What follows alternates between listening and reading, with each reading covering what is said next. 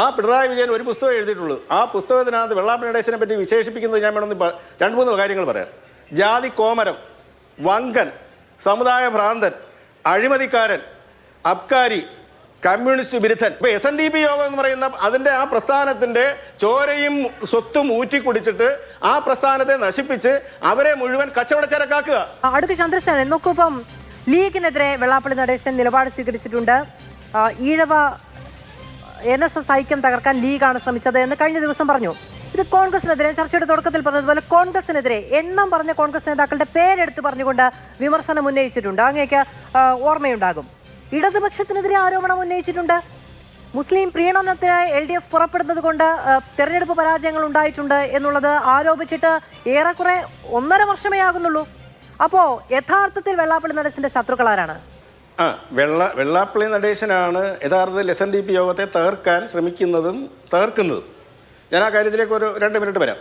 ഇവിടെ മുസ്ലിം ലീഗ് എന്ന് പറയുന്ന പ്രസ്ഥാനം ആണ് ഇവിടെ വർഗീയത പരത്തുന്നത് എന്നുള്ളതാണ് വെള്ളാപ്പള്ളി നടേശൻ ആരോപിക്കുന്നതും. മുസ്ലിം ലീഗാണ് NSS SNDP യോഗത്തിൻ്റെ ഐക്യത്തെ തകർത്തതെന്നുള്ള ആരോപണമാണ് പറഞ്ഞത്.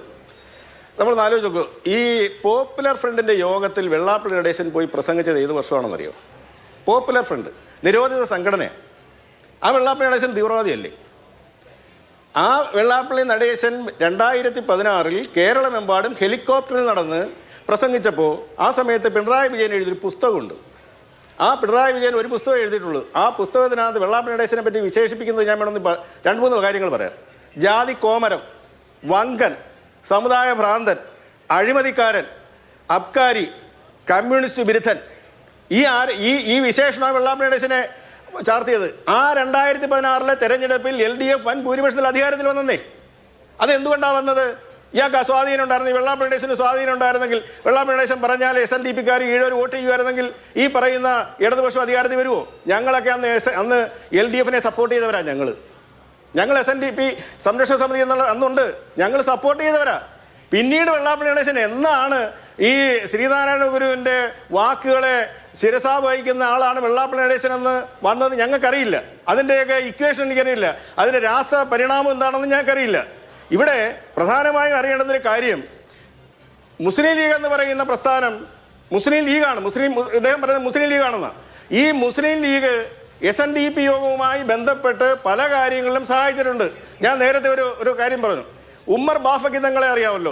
ഉമ്മർ ബാഫക്കി തങ്ങളിൻ്റെ കുടുംബ വീട്, ആ കുടുംബ വീടിൻ്റെ ഒരു ഭാഗമാണ് കൊയിലാണ്ടിയിലെ SNDP യോഗത്തിൻ്റെ കോളേജ് ആരംഭിക്കാൻ തന്നത്.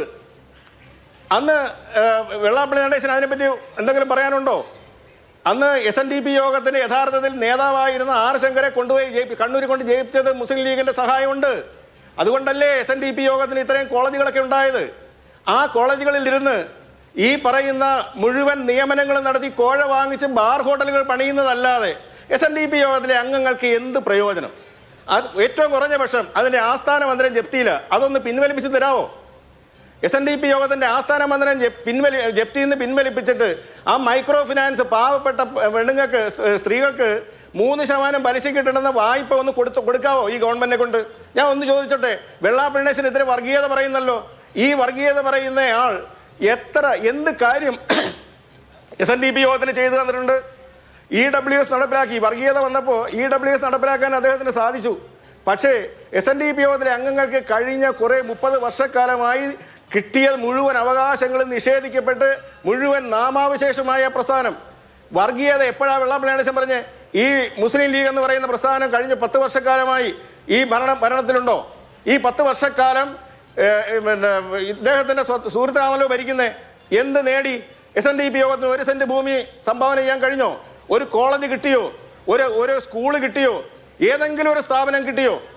നേരെ മറിച്ച് മുരുകമ്മല, വാഗമണി നിങ്ങൾ പോകുമ്പോൾ അറിയാം. അവിടെ മുരുകമ്മല പതിച്ചു കൊടുത്തത് കോൺഗ്രസിൻ്റെ ഗവൺമെൻറ്റിലെ ധനകാര്യമന്ത്രിയായിരുന്ന, റവന്യൂ മന്ത്രിയാണ് തിരുവഞ്ചൂർ രാധാകൃഷ്ണൻ. ആ മുരുകമ്മലയുടെ തൊട്ടടുത്ത് ക്രിസ്ത്യൻ സമുദായത്തിനും പതിച്ചു കൊടുത്തു സ്ഥലം. ആ സ്ഥലത്ത് ഇന്ന് തീർത്ഥാടന കേന്ദ്രമാണ്. ഇന്ന് മുരുകമ്മലയിലെ മുരുകൻ ഓടി രക്ഷപ്പെട്ടു. കാരണം അവിടെ കാട് പിടിച്ചു കിടക്കുക.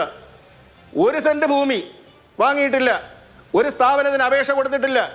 SNDP യോഗത്തിൽ ഇരുന്നു കൊണ്ട് മുഴുവൻ. ഞാൻ ചോദിക്കട്ടെ, ഇപ്പോൾ അവിടെ പറഞ്ഞു വെള്ളാപ്പള്ളി നടേശൻ്റെ വീട്ടിൽ സുകുമാരൻ നായരുടെ ആസ്ഥാനത്ത് പോകുന്നു. പെരുന്നയിലാണ് പോകുന്നത്. സുകുമാരൻ നായർ വീട്ടിലല്ല പോകുന്നത്.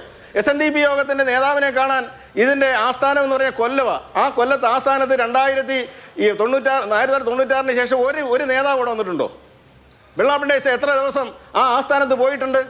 അപ്പൊ SNDP യോഗം എന്ന് പറയുന്ന അതിന്റെ ആ പ്രസ്ഥാനത്തിന്റെ ചോരയും സ്വത്തും ഊറ്റി കുടിച്ചിട്ട് ആ പ്രസ്ഥാനത്തെ നശിപ്പിച്ച് അവരെ മുഴുവൻ കച്ചവടച്ചരക്കാക്കുക. ഇപ്പോ നായാടി മുതൽ നമ്പൂരി വന്നിട്ട് ഇപ്പൊ നായാടി മുതൽ നസ്രാണി വരെ ആര് മുതലാ? വെള്ളാപ്പള്ളി നടേശൻ മുതൽ ഈ ബെൽ ചിട്ടിഫണ്ടിലെ ഒരു ക്രിസ്ത്യൻ ആളുണ്ട്, അയാൾ വരെ ഉള്ളതാ, അല്ലാതെ വേറെ ക്രിസ്ത്യാനി ഇല്ല. ഈ വെള്ളാപ്പള്ളി നടേശൻ വേറൊരു കാര്യം ചെയ്യുന്നുണ്ട്. കേരളത്തിൽ ഏറ്റവും കൂടുതൽ ആളുകൾ മതപരിവർത്തനത്തിന് വിധേയരായത് ഈഴവരാ. തിരുവല്ല ഉൾപ്പെടെ, പുനലൂർ ഉൾപ്പെടെ, നിരവധി പത്തനാപുരം ഉൾപ്പെടെ നിരവധി സ്ഥലങ്ങളിൽ അവിടെ ആ പറയുന്ന മതപരിവർത്തനം നടത്തിയ ഇവാഞ്ചലികൾസ് ആ ഗ്രൂപ്പിന് SNDP യോഗത്തിന്റെ ആസ്ഥാനം അന്നേരം വിട്ടുകൊടുത്തിരിക്കുക അവരുടെ പ്രാർത്ഥന നടത്താൻ. ആ വെള്ളാപ്പള്ളി നടേശനാണ് ഇവിടെ ഈ മതത്തെ പറ്റി ഈ കാര്യങ്ങൾ പറയുന്നത്. കഴിഞ്ഞ 2 ആഴ്ചക്ക് മുമ്പ് കോട്ടയത്ത് പറഞ്ഞത് ക്രിസ്ത്യാനികളെല്ലാം കൈയടക്കുന്നു, ഞങ്ങൾക്കൊന്നും കിട്ടുന്നില്ല. ഓക്കെ, ശരി. അതേ വെള്ളാപ്പള്ളി നടേശനാണ് ഇന്നിപ്പോൾ ഒരു പ്രഖ്യാപനം നടത്തിയിരിക്കുന്നത്. ക്രിസ്ത്യാനികൾക്കടക്കം മുസ്ലിങ്ങളെ പേടിച്ച് ജീവിക്കേണ്ടുന്ന സാഹചര്യം ഉണ്ടായിരിക്കുന്നു എന്നൊരു പരാമർശം നടത്തിയത്. ഒരു മിനിറ്റ് കൂടി. ഇവിടെ VD സതീശനെ എന്തുകൊണ്ട് എതിർക്കുന്നു എന്നുള്ളതാ. കോൺഗ്രസ് വരുന്നതിനെ അല്ല അവർ എതിർക്കുന്നത്, VD സതീശനെ എതിർക്കുന്നു. എന്തുകൊണ്ട്? VD സതീശൻ കേരളത്തിന്റെ മുഖ്യമന്ത്രിയായാൽ വെള്ളാപ്പള്ളി നടേശനൊക്കെ നിമിഷങ്ങൾക്കുള്ളിൽ അഴിയേണ്ടവന്നേ. ഈ മൈക്രോ ഫിനാൻസ് കേസൊക്കെ 100% അന്വേഷണം നടക്കും. അദ്ദേഹത്തിന്റെ ഇഷ്ടക്കാരായ, കോൺഗ്രസിന് ഇഷ്ടക്കാരായ മുഖ്യമന്ത്രിയാക്കുക എന്നുള്ളതേ ഉള്ളൂ. പെരുന്നയിലെ ഇദ്ദേഹത്തിനും താല്പര്യം അല്ല, കോൺഗ്രസിനോടല്ല അവർക്ക് എതിർപ്പ്. VD നിലപാടുള്ള ഒരാളാണ്. ചോദ്യം ചെയ്തു, രമേശ് ചെന്നിത്തലയേക്കാൾ ഗുണവാൻ മറ്റാരാണുള്ളത് എന്നൊരു ചോദ്യം അദ്ദേഹത്തിന്റെ ഭാഗത്തുനിന്ന് ഉണ്ടാകുകയും ചെയ്തു.